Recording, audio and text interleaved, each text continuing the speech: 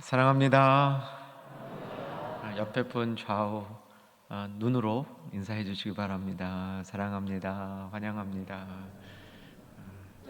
제가 오래전에 제주도에 갔는데 그때는 이제 그 팀이랑 갔었습니다. 마중 나온 안내원이 보자마자 그러더라고요. 폭삭망의 수다 그러더라고요. 그러면서 이제 설명을 하는데 매우 반갑습니다. 그런 뜻이래요. 여러분 안 망하셨습니다. 오늘 수지 맞으실 겁니다. 말씀에 집중하는 복된 시간 되고요. 오늘 또 찬양으로 주님 앞에 영광 돌린 귀한 종들 주님이 축복해 주시길 바라고 오늘 특별히 특별 찬양은 향필이었습니다. 여러분 소리 들으면서 그런 생각 안 나셨나요? 저거 내가 불어도 소리 날까? 보통 사람은 잘 소리도 못 낼 것 같아요. 우리 하나님께 아름다운 찬양 계속적으로 우리 교회를 통해서 올려줄 수 있기를 소망합니다. 오늘은 고린도 선교 전도의 마무리이고요. 고린도 전도는 18장에서 시작이 되어서 18장 전체 중에 거의 대부분을 차지하고 있고 브리스길라와 아굴라 이야기는 이제 24절부터 또한 그 이야기를 이루고 있습니다. 그것은 분리해서 다루기로 합니다. 18장 11절을 한번 봐주시기 바랍니다. 11절 지지난 한번 말씀에 이 마지막 부분인데 바울이 고린도에 얼마나 머물러 있었는가에 관한 기록이 있죠. 아마 알고 계시는 겁니다. 눈으로 확인하겠습니다. 읽겠습니다. 1년 6개월을 머물며 그들 가운데서 하나님의 말씀을 가르치니라. 자, 이제 그 다음 절부터 오늘 본문인데 갈리오라는 인물이 등장합니다. 이 갈리오가 아가야 총독이 되었을 때 왜 고린도라고 말하지 않고 아가야라 얘기할까? 그것은 고린도는 아가야 주, 아가야가 더 큰 개념이고요. 경기도 안에 성남시 있는 것처럼 아가야 주 안에 고린도라는 도시가 있었습니다. 그러니까 아가야의 총독이 되었다는 말은 고린도도 다스리는 로마가 파견한 최고의 지배자가 되었을 때, 그렇게 임명받았을 때에 사건이 하나 벌어지는 겁니다. 이제 고린도에서 1년 6개월 정도 바울은 이미 머물렀고요.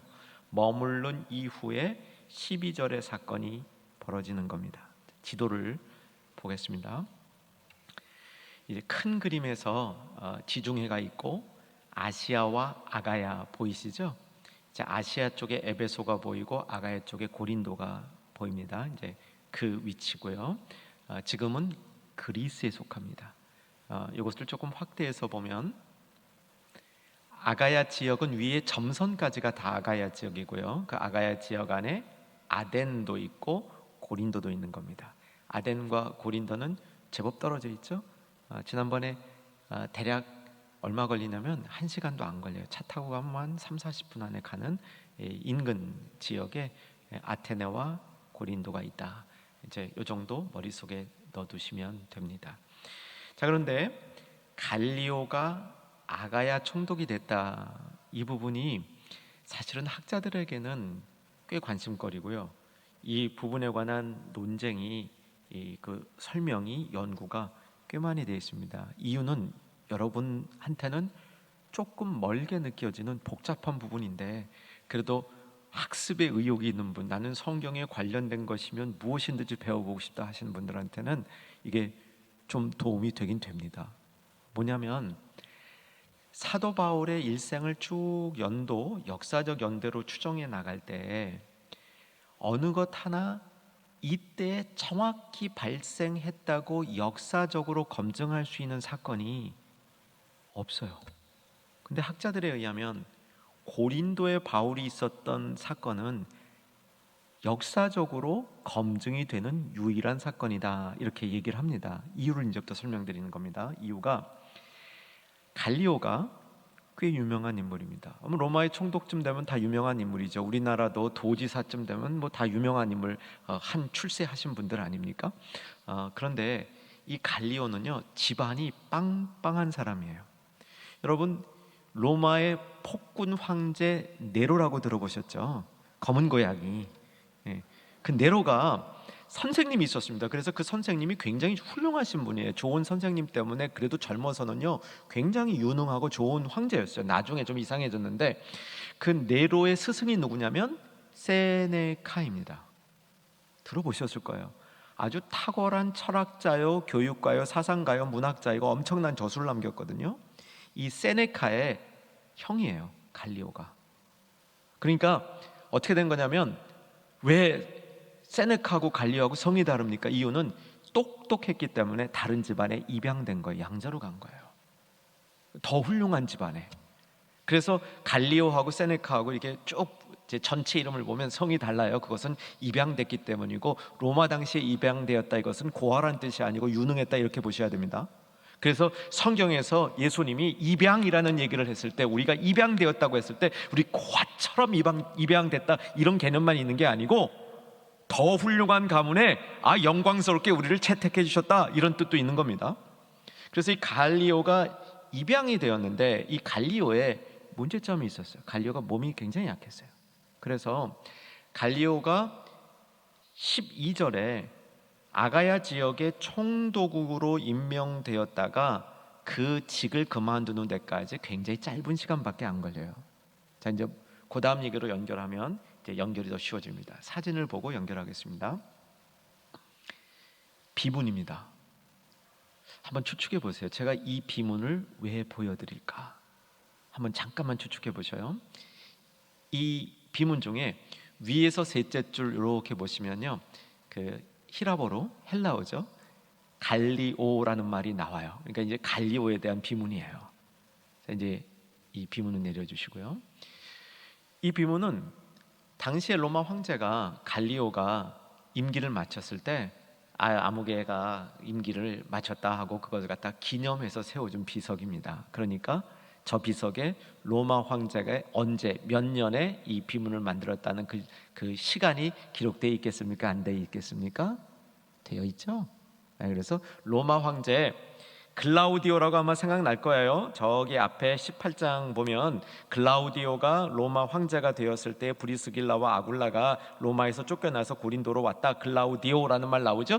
그 황제, 이 글라우디오 황제가 갈리오가 이제 그 임기를 잘 마쳤다, 수고했다라고 딱 써놨는데 그게 자기 치세 몇 년 그게 들어가 있는 거예요. 이제 그걸 가지고 추정을 하니까 이 비문이 쓰여진 것은 정확하게 역사적으로 몇 년인지 알 수 있는 겁니다. 그러니까 갈리오가 아가야 총독을 마친 때가 언제다라는 것을 알 수 있습니다. 플러스 갈리오가 누구의 형이었다고요? 세네카가 글을 많이 썼다고요? 조금 썼다고요? 많이 썼어요. 많이 쓴 중에 자기 형에 대한 기록이 있어요.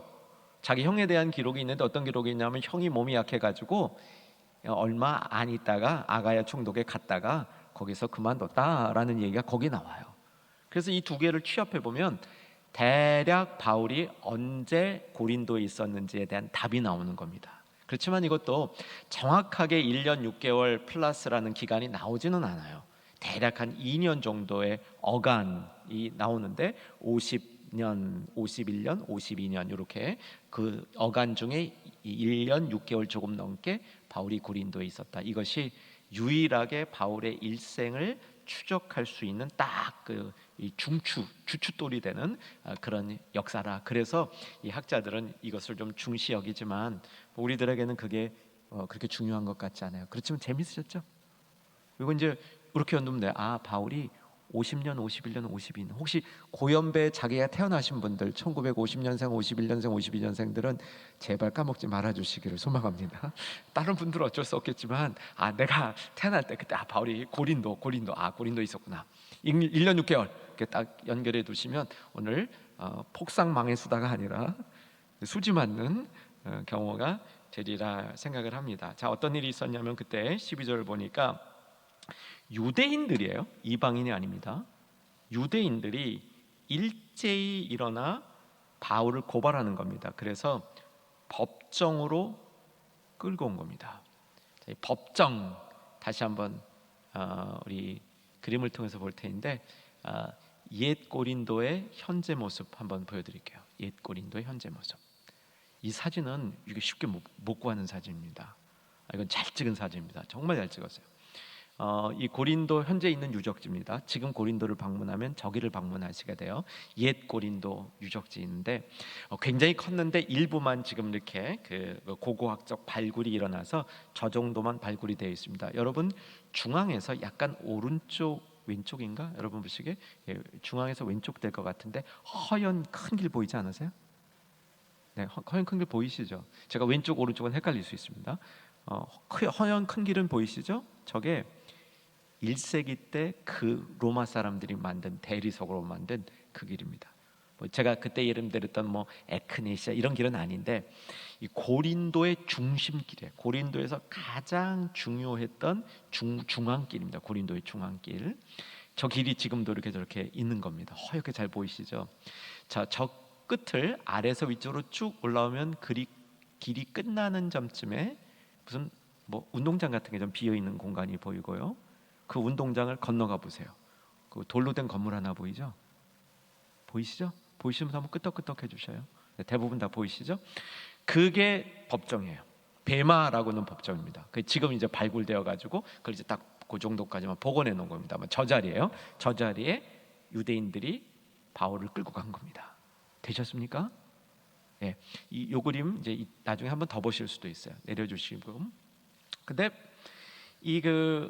법정으로 끌고 와서 어떻게 고발을 하는지 보십시다. 13절 보시면 고발하는 내용을 들어봅시다. 읽습니다. 말하되 이 사람이 율법을 어기면서 하나님을 경외하라고 사람들을 권한다 하거늘. 바울이 분명히 하나님을 경외하라고 얘기했던 것은 자명합니다. 하나님을 경외하라고 얘기했는데 유대인들이 볼 때는 율법을 통해서 하나님을 경외하라고 얘기해야지 율법을 어기면서 하나님을 경외하라는 것은 있을 수 없다라고 유대인들이 바울을 고발한 겁니다. 자, 한번 조금 연상해 보세요. 바울이를 이렇게 고발할 수 있는 유대인들의 배경은 뭐냐면 새로운 총독이 왔다는 거예요. 새로운 총독이 오니까 한번 새로운 총독에게 우리가 한번 고발해보자는 거야. 그전 총독은 안 들어줬는데 새로운 총독은 들어주는지 한번 고발해보자. 이런 지금 배경이 있는 겁니다. 14절 바울이 자기를 변호하려고 입을 열고자 할 때에 그 다음 갈리오 읽겠습니다. 시작. 갈리오가 유대인들에게 이르되 너희 유대인들아 만일 이것이 무슨 부정한 일이나 불량한 행동이 있으면 내가 너희 말을 들어주는 것이 옳거니와 계속 만일 문제가 언어와 명칭과 너희 법에 관한 것이면 너희가 스스로 처리하라. 나는 이런 일에 재판장 되기를 원하지 아니하노라. 여러분 읽으면서 어떤 뉘앙스를 느끼셨나요? 사람마다 조금씩 다를 수 있겠습니다. 이런 갈리오에서 여러분이 느끼는 그 뉘앙스, 이걸 딱 들을 때 갈리오가 어떤 인물이며 지금 무슨 말을 하고 있는지 미리 한번 여러분이 감을 한번 느껴보셔요. 그 다음에 제가 설명해 드릴게요. 이게 오늘 학점 문제로 하시는 분들은 마지막 문제입니다. 마지막 오늘 문제지의 마지막 번입니다. 여태까지 다뤘던 문제 중에 제일 어려울 겁니다. 그러니까 한번 도전해 보세요. 갈리오가 무슨 얘기를 하고 있는 거냐면 니네 종교에 관한 얘기라면, 그래서 니네들이 믿는 신에 관한 얘기라면 내가 상관하지 않겠다. 딱 자르는 겁니다. 이게 무슨 사회적인 이슈가 돼서 사회적인 혼란을 야기하는 문제라면 내가 처리하겠지만 너희들이 믿는 종교 안에 신에 관한 갑론을박이라면 나는 거기에 관심이 있다 없다? 없다는 거예요. 여러분 멋있어 보이세요? 무책임해 보이세요? 여러분 한번 감 잡아보세요. 이게 멋있어 보이는 분도 있고 무책임해 보이는 분도 있을 거예요. 로마의 법 멋있다라고 생각하는 분도 있고 이거 어떻게 저럴 수가 있어, 무책임하다 이렇게 볼 수도 있을 겁니다. 자, 계속해서 16절 보겠습니다. 그들을 어떻게 했습니까? 법정에서 쫓아냈어요. 여러분 따뜻해요, 매몰차요? 여러분 이런 총독 좋으세요, 싫으세요? 감만 잡아보세요. 내쫓았어요. 원래 바울은 아까 14절을 보면 이 얘기만 나오면, 여러분 바울 아시죠? 뭐가 기회만 있으면 변명하는 거야. 이 변명이 사실은 설교야.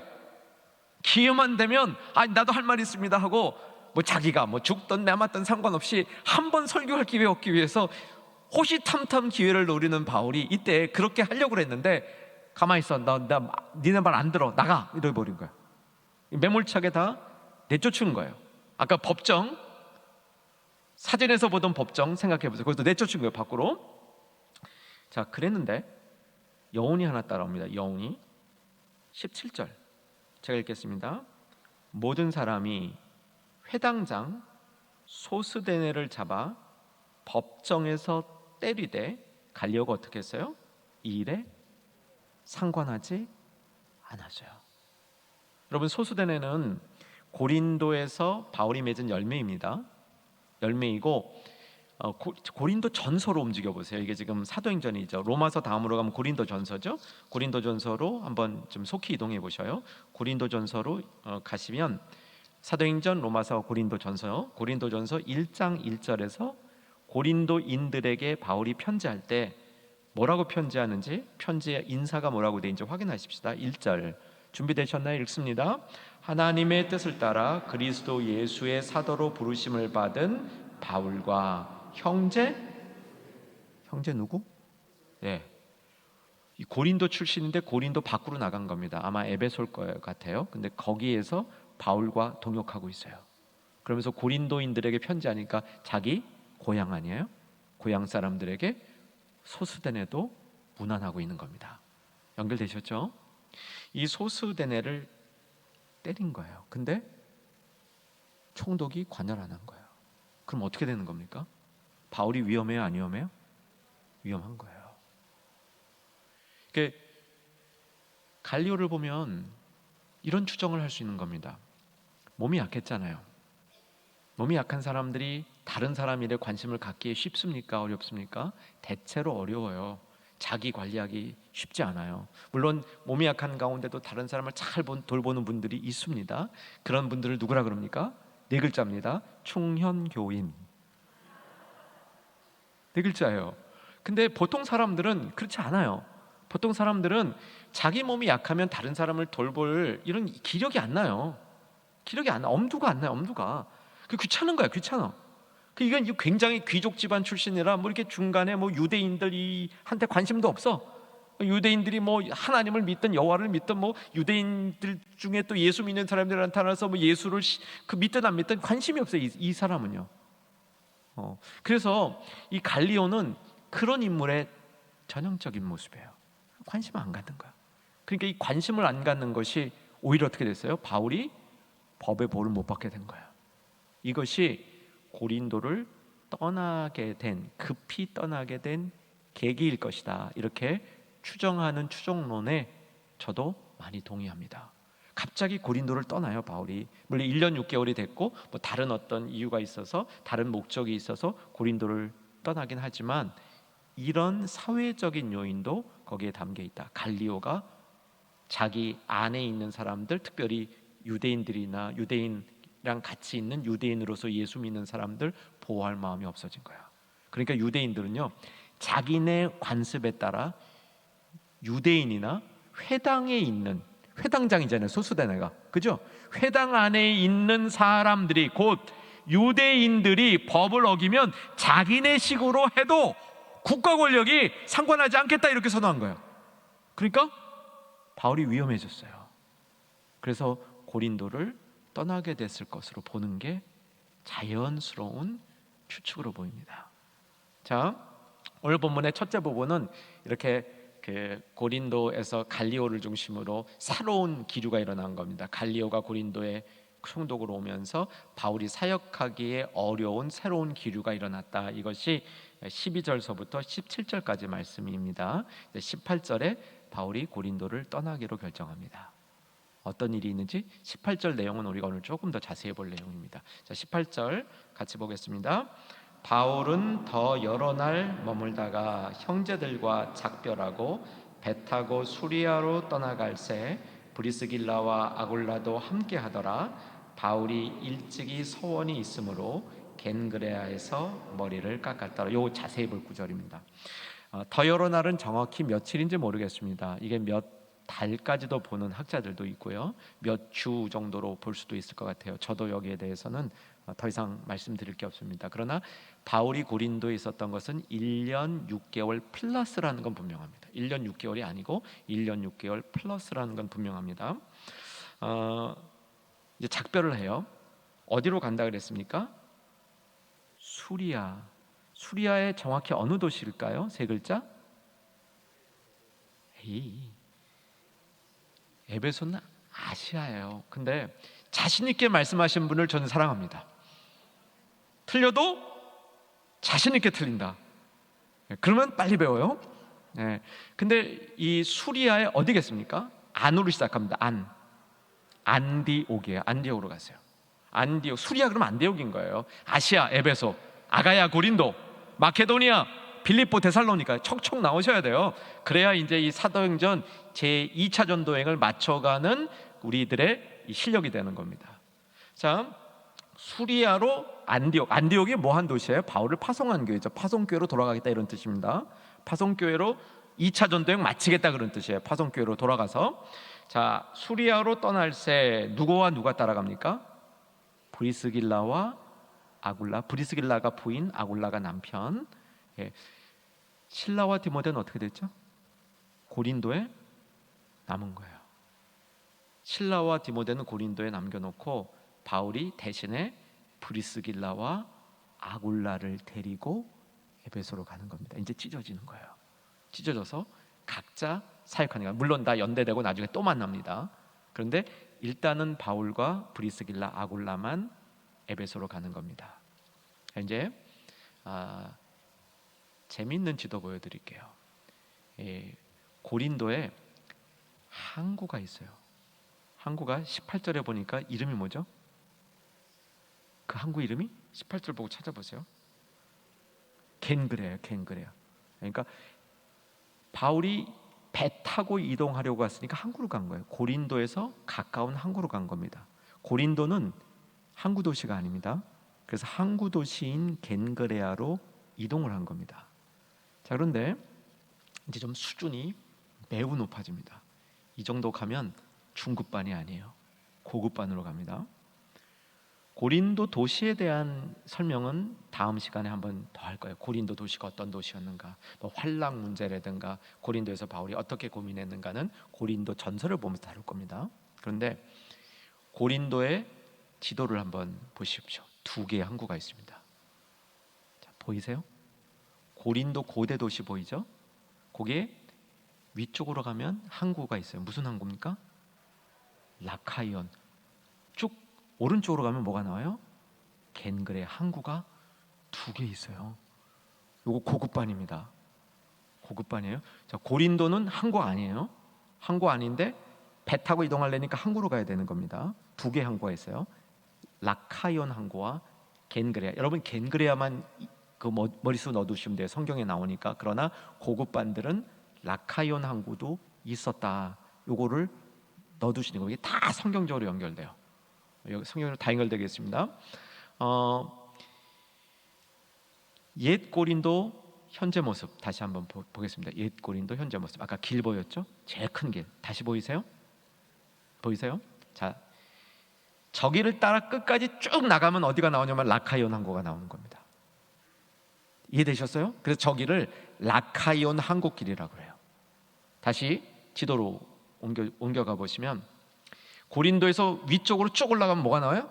라카이온. 아까 그 길이에요. 허옇게 큰 길 있죠. 그 길 따라 쭉 나가면 저리로 빠져나가는 거예요. 그러면 겐그레아는 다른 쪽으로 나가겠죠? 겐그레아는 다시 옛 고린도 현재 모습을 보여주세요. 저기 베마 봤죠? 아까 법정에서 여러분 조금 더 오른쪽으로 나가서 꺾어서 위로 올라가면 겐그레아로 나가요. 어떻게 제가 아냐고요? 다 가봤어요. 다 걸어까지는 안 가봤지만 그 길을 찾아 다녀봤어요. 그래서 알아요.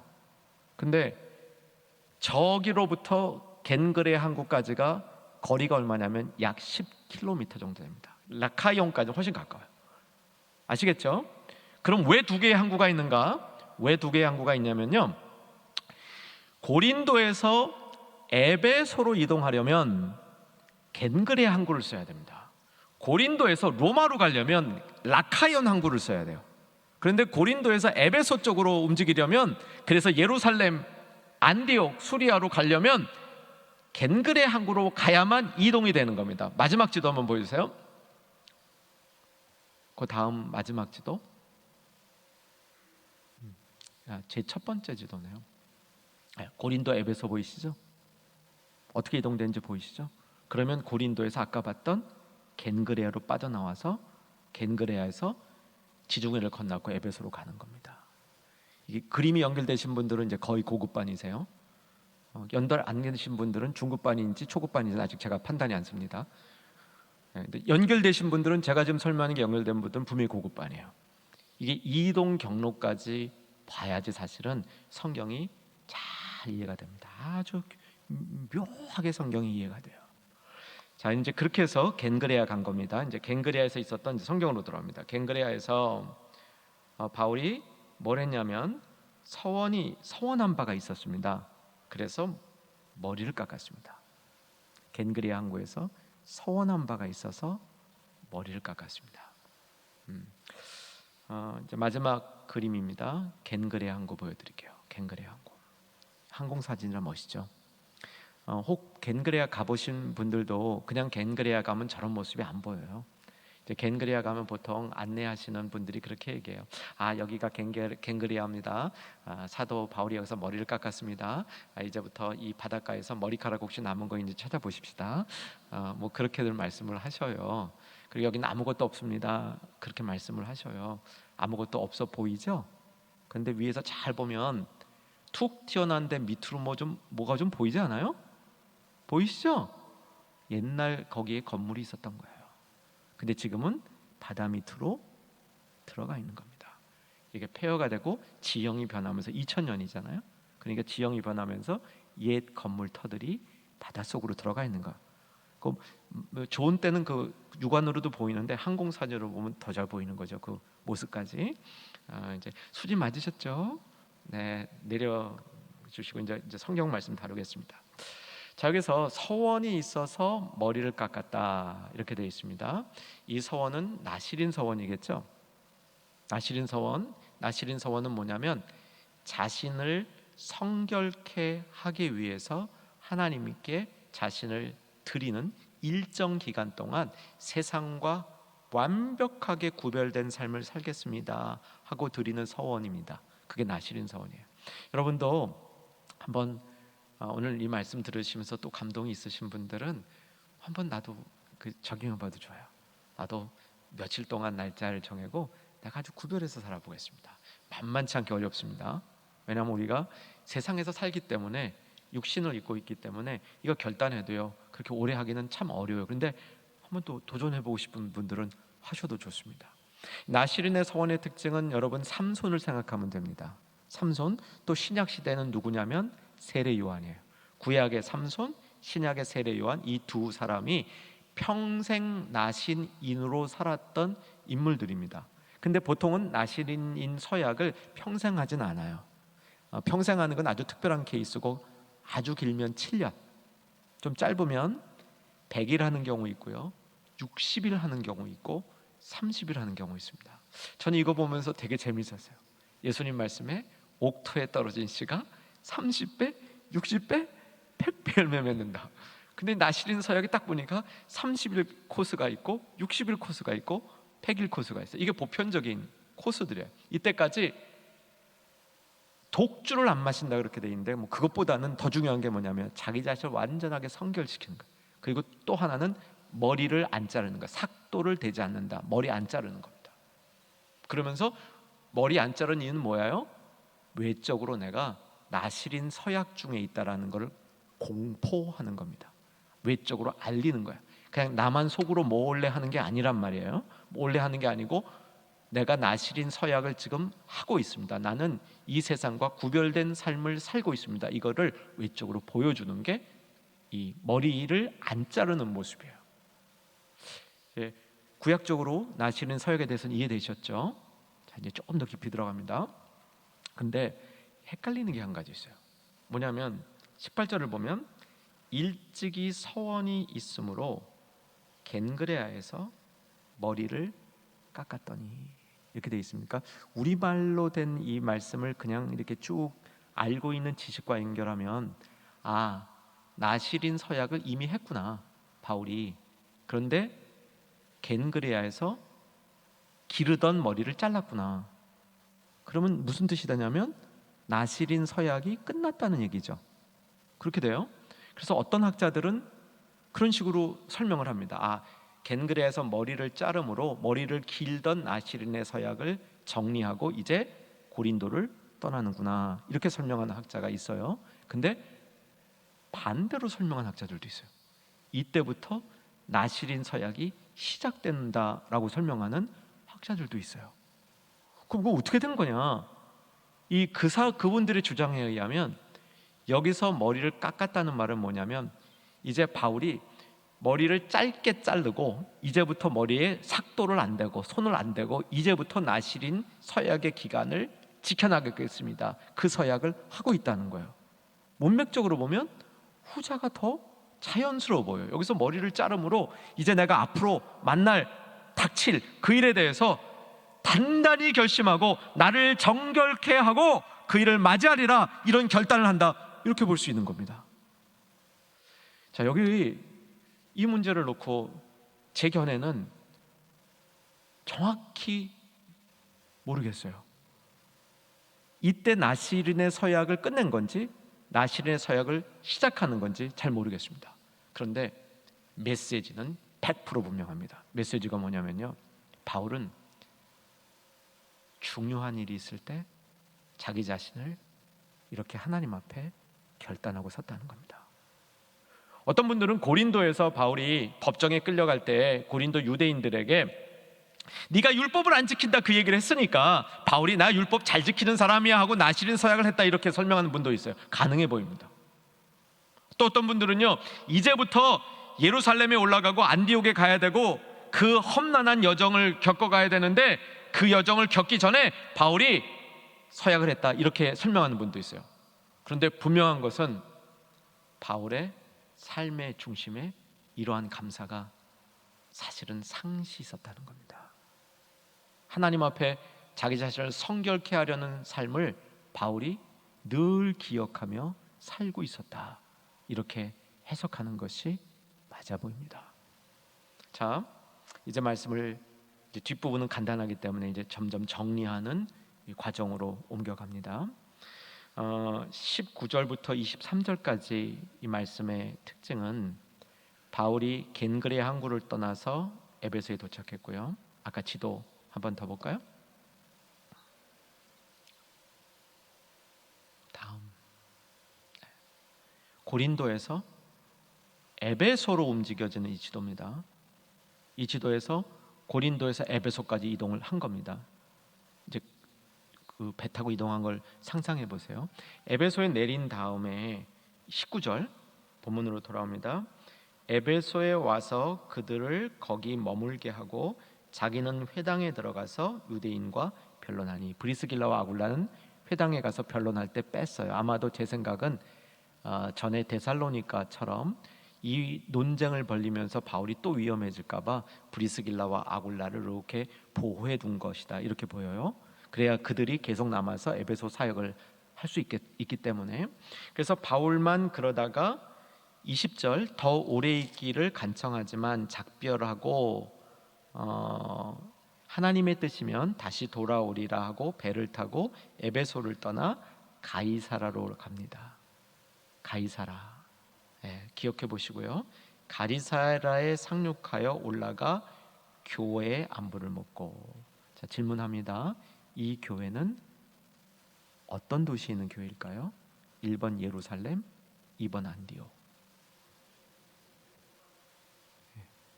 예루살렘이에요. 겐그레아가 고린도와 연결된 항구인 것처럼 가이사라는 예루살렘과 연결된 항구입니다. 안디옥과 연결된 항구 혹시 이름 기억하세요? 안디옥과 연결된 항구 실루기아. 그것도 다 전에 했어요. 실루기아. 여러분, 제가 오늘 고급반으로 좀 승격 드릴까 했는데 그냥 중급반에 머물러 계시는 게 그 수준에 맞으실 것 같아요. 그래서 예루살렘에 딸려 있는 항구가 가이사라예요. 그래서 가이사라로 상륙해서 결국 어디 갔다? 이 교회는 예루살렘을 의미하는 겁니다. 예루살렘에 잠시 갔다가 그 다음에 안디옥에 가는 겁니다. 그 위에 연결해서 보면 23절 얼마 있다가 떠나, 아니요 죄송합니다, 22절 뒷부분 교회의 안부를 물은 후에 안디옥으로 내려가서, 이렇게 기록이 되어 있습니다. 이렇게 해서 이제 2차 전도 여행이 끝나는 건데, 보세요. 이 내용이 얼마나 짧아요. 1차 전도 여행 끝났을 때는 떠들썩했습니다. 안디옥에 가가지고 안디옥 도로에 돌아갔을 때 막 사람들이 모여서요, 막 뭐 얘기 듣고 막 그냥 뭐 환대하고, 뭐 좀 제가 조금 과장하면 난리가 났어요. 그런데 2차 전도 여행 끝나고 가니까 뭐 기록을 그렇게 간단하게 해서 그럴 수도 있겠지만 뭔가 좀 이 분위기가 좀 싸늘한 게 느껴지지 않아요? 저는 좀 느껴져요. 그래서 이게 도대체 무슨 일인가 이렇게 보면, 바울이 파송교회로부터 전만큼 환대를 못 받고 있는 모습이에요. 전만큼 환대를 못 받고 있는 모습이고, 이것이 오히려 바울로 하여금 3차 전도여행을 시작하게 만드는 겁니다. 23절에 3차 전도여행이 시작되는 거예요. 그래서 다시 에베소로 돌아오는 겁니다. 이게 이제 다음 이제 큰 덩어리로 옮겨지게 되는 거죠. 자, 이제 여기서 오늘 우리 마음속에 담을 메시지 한 두 가지를 정리하고 이제 말씀을 맺겠습니다. 바울이 겐그레아에서 머리를 깎고 서원을 합니다. 서원을 하고 앞에 맞이할 일들을 바울이 봤을 때 이게 만만치 않은 일들이라 본 것 같아요. 뒤에 고린도는 새로운 총독이 오면서 보호받지 못하는 하나의 또 어려움이 생겼고, 그 다음 앞을 이렇게 내다보니까 앞도 어떻게 갈지 막막한 게 바울의 모습이었습니다. 근데 여러분, 이런 상황에서 바울이 어떤 모습을 취했는지 우리가 두 가지를 살펴보십시다. 하나는요, 지속하는 겁니다. 계속하는 거예요. 밀고 나가는 겁니다. 이게 성도들에게 필요합니다. 특별히 바울이 이 당시에 경험했던 것은 오늘날 우리들에게 필요합니다. 코로나19와 같은 상황 속에서, 아니 코로나19가 없다 하더라도 현실을 살아가는 우리들에게 있어서 또 삶 속에서 우리는 부대끼고 지치고 또 나가려는 추진력을 잃고 이제 좀 쉬고 싶고 그만하고 싶고 주저앉고 싶고, 이것들이 우리의 다수가 경험하는 겁니다. 그런데 성경은 늘 똑같은 메시지를 우리에게 주는 거예요. 계속 나가라는 거예요. 계속 하라는 겁니다. 근데 그 계속 가는 이 원동력이, 그 일부의 힘이 오늘 본문은 뭐라고 얘기하냐면 감사의 서원을 드리는 겁니다. 이게 일부 학자들이 얘기하는 것처럼 과거에 고린도에서 나를 보호해 주신 하나님께 드린 감사이든 앞으로 닥칠 그 일을 바라보면서 미리 감사를 드리는 거든, 바울의 힘에 있어서 이 계속 나갈 수 있는 힘은 어디에 있었냐면 감사에 있었습니다. 그냥 보통 감사가 아니라 감사로 하나님께 서원하는 거예요. 과거에 이렇게 지켜줘서 감사합니다. 미래에 지켜주실 것 감사합니다. 여러분, 미래에 지켜주실 것을 감사하는 신앙을 한번 가져보시기를 주 안에서 권면하며 축복합니다. 이건요, 막연히 미래에 좋은 일이 일어나기를 내가 인간적으로 원합니다, 이 수준이 아닌 거예요. 그 수준이 아니고 미래의 일을 감사할 수 있다는 것은 과거의 나를 지켜주시고 함께해 주신 하나님 그 언약에 대해서 지금 확신하고 있다는 뜻이에요. 그렇기 때문에 미래를 온전히 하나님께 맡길 수 있는 거예요. 그냥 시시하게 맡기는 게 아니라, 하나님, 내 미래가 주님 손에 있기 때문에 감사투성입니다, 확신합니다. 예견되는 건 신통치 않아요. 에베소 가서 도대체 무슨 일이 벌어질지, 그 다음에 예루살렘 가면 또 내가 맞아 죽을지, 안디옥 가면 그때 어쨌든 파송은 받았는데 바나바 선생하고 딜이 한번 싸우고 헤어졌는데 그 교회가 나를 받아줄지 안 받아줄지, 이게 다 불확실한 상황 속에 있는데, 바울은 그때 일어날 모든 일들을 감사의 마음으로 하나님 앞에 서원하는 겁니다. 저는 하나님의 제물입니다. 내가 보이는 삶을 통해서도 하나님의 정결함이, 하나님을 위해서 구별되었음이 나타나는 삶을 이제부터 살겠습니다. 특별히 나시른의 서원은 100일이면 100일, 60일이면 60일, 30일이면 30일, 이것은 내가 철저하게 살아보겠습니다. 이게 바울에게 힘인 겁니다. 계속 나갈 수 있는 힘인 겁니다. 여러분, 한번 여러분 삶에 이게 필요하면요, 말씀대로 여러분 실천해 보시고 그것이 여러분에게 비밀과 간증이 될 수 있기를 소망합니다. 기도하겠습니다. 341장 찬양 같이 부르시고 합심해서 기도하는 시간.